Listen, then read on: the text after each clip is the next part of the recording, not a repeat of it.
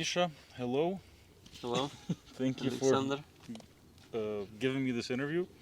And My pleasure. so I wanted to start with the age-old question: how long have you been riding a motorcycle? Since September 2014, so it's about 6.5 years. 6.5 It will years. be Okay, 7 years in this September. it's it's a pretty good amount, of years of riding. And so, how did you learn to ride? I took a weekend riding school in Boston. I was living back then in Boston. It was funny because I just landed a job. I was out of a job for 4 months, living on savings, and as soon as I landed a job, I had like $5,000 left. I spent 300 on the course, and then two grand on the 1,800 on the motorcycle, and no engine 500, Okay. and the first month of rent, and that was like I had like 2 grand in the bank. But I knew the paycheck was coming, and that was like okay. Started riding and started my first full-time job like within 2 days of each other. Very good.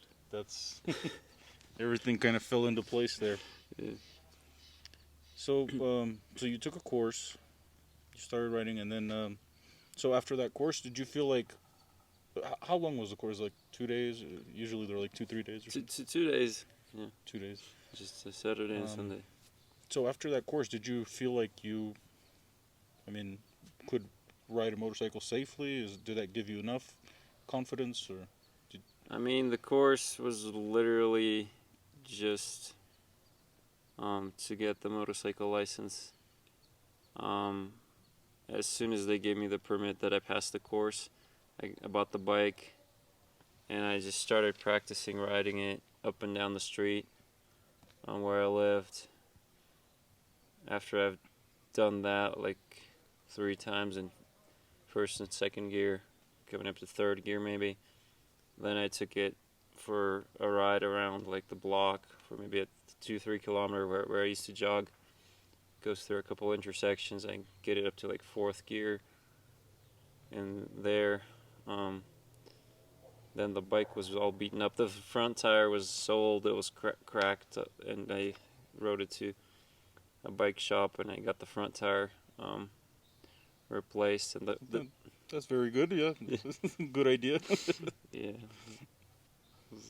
it took a while to get. I mean, it took a month before I first took the freeway on that bike. Hmm. So you kind of like kept going further and further and further, and kind of growing, I guess, Yep. as far as learning how to ride. Okay. Have you ever fallen or crashed or? Yeah, I mean, I've dropped that bike a few times on low speeds.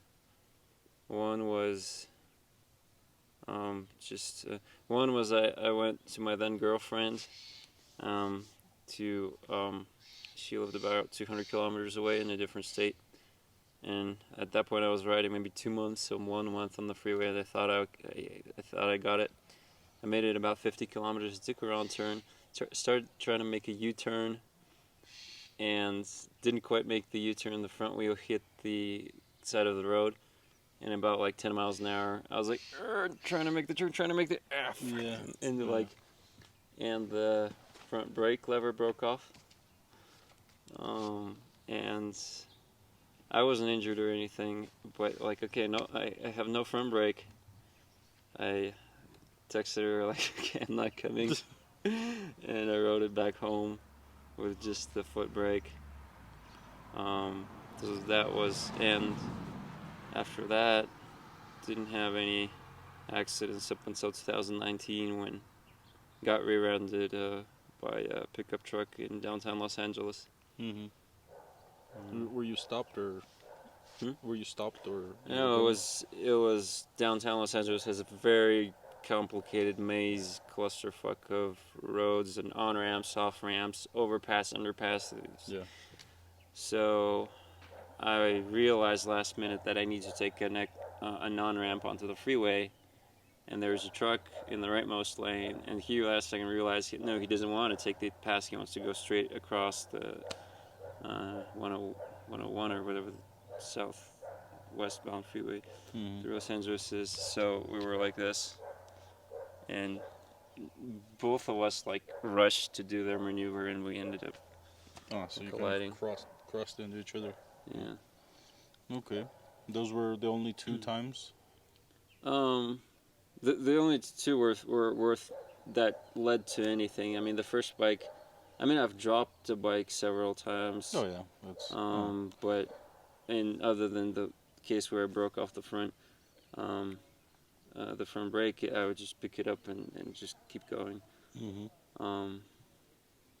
Once I dropped my street bike, I was in a parking lot at a biker meetup. I was like 5 miles an hour, just coasting in first gear. But I was looking over the heads of everyone, trying to find some person, and I was in a turn, and then suddenly the front wheel just came from underneath me, and the bike fell on my foot here, Mm-hmm. and I was very close to breaking a leg. Why did you think that happened? Oh, but because I ran over a power extension cord block, which I didn't see because I wasn't paying attention to where I'm going, because I was like looking at like, where are those guys that I was like looking for my friends, and there the guys running the music at the parking lot, they ran an extension cord over the. Wow. And I didn't ride just over the cable, that would have been fine, but over the block itself, That was kind of that they covered the cable with, that thing, or? the thing that has like 5 or 6 or 7 electric power Oh, sockets in there. I see. I ran like smack into that I thing. see. Okay, that'll do it. In a turn, so the rear wheel had kind of tumbled. And Understood.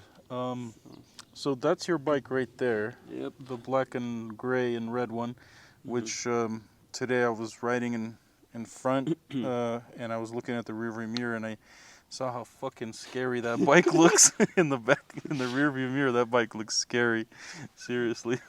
Just, it's I don't know, like a hitman or something, like just chasing you. But anyway, so why did you choose that particular style of bike, and KTM and that type of bike? Basically, what's the reason? It was mostly spec-wise. I don't have I do like the style. I don't have too strong feelings for the style.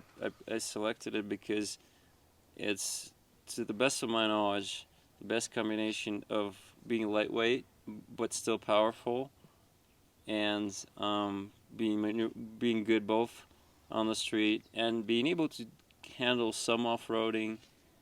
I'm not planning to compete with dirt bikes and dual sport and rally bikes on this, but it's a bike that can go anywhere. Although in hardcore off-road I would be going much slower, and it can haul ass on the freeway if I want to. So. So basically, it's all around, like, it's a good bike that does. You know how people say it's like master of, what is it? How does it go? Master of none.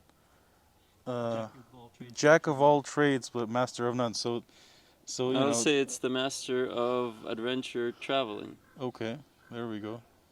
It is legitimately the best bike money can buy for the particular purpose I got it for. Okay. So for commuting around the city, I have my old Yamaha FZ6S2. Now you feel like that bike is better for the city than this bike? That bike is cheaper to run, especially at this point because it's a 12-year-old bike. It is faster.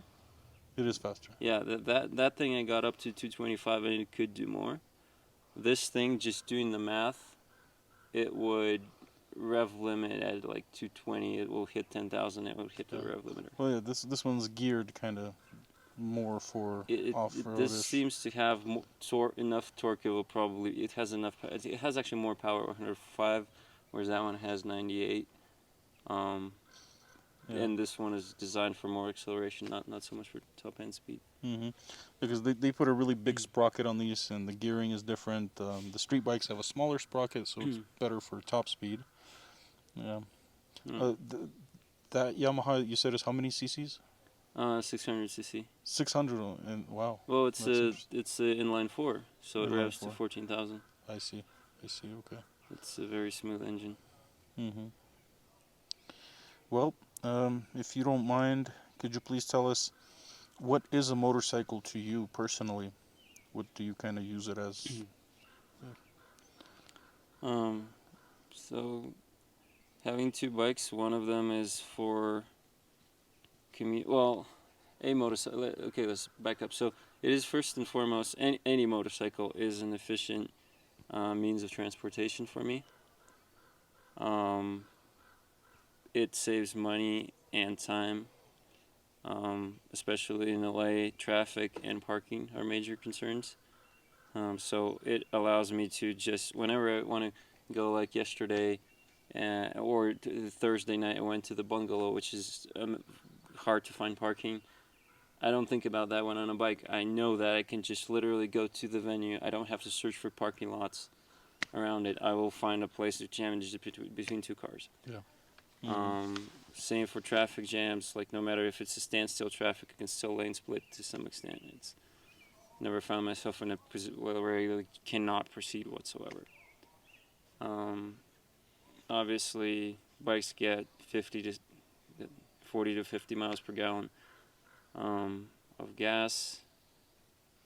Oil changes are like 30, 40 bucks, and I do them myself where I cannot do them on my car because I don't have the equipment. It's just as simple, but you gotta lift the car and or drive it onto a wedge. It's just like it's easier to just pay the. Mm-hmm.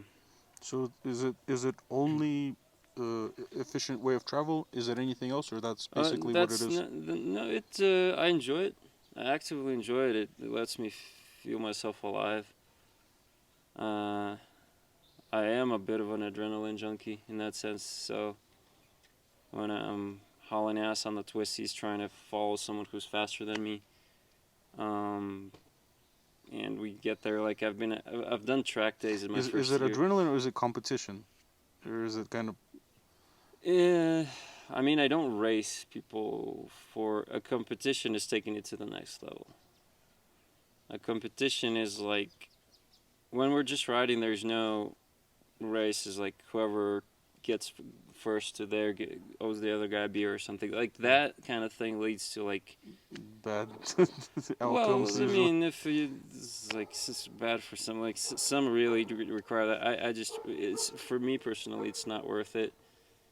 To I compete against the clock on the track day. I haven't done track days for a very long time. I even sold my track suit. So it also the adventure bike specifically can get to places where a car cannot. So that's also a thing. I use it not as much yet because I'm just busy with other stuff in life now. But I do want to go like off the beaten path a lot more than I did. And third thing, which is why I'm here, is a motorcycle actually opens a way to meet people that are more open-minded, which are brave, which have some qualities such as having physical, like good coordination. Like if you're really clumsy, you're not going to be riding a motorcycle. If you're a coward, you will not be riding a motorcycle. Yeah, it takes balls to get on two wheels. You're right there. So anyone who does ride on two wheels, you have some similar philosophy.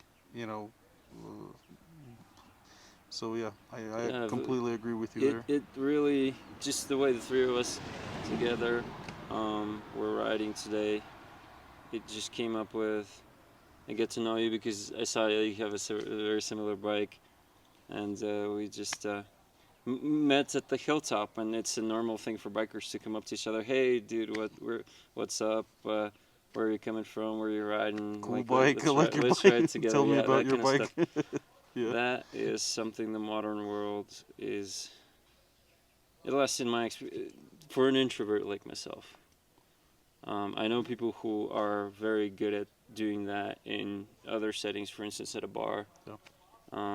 But I do not, and for me, it's like either I get to know someone through someone, but the bikes open up an opportunity to just walk up to someone. Mm-hmm. Oh, and a month ago when I ended up camping with Cuesta, But I rode from the Angels Crest Highway from that same Shell station, which is the gathering spot for bikers apparently. Yeah, we saw like 50 bikes there today. Yes, and a month ago, I just randomly rode with.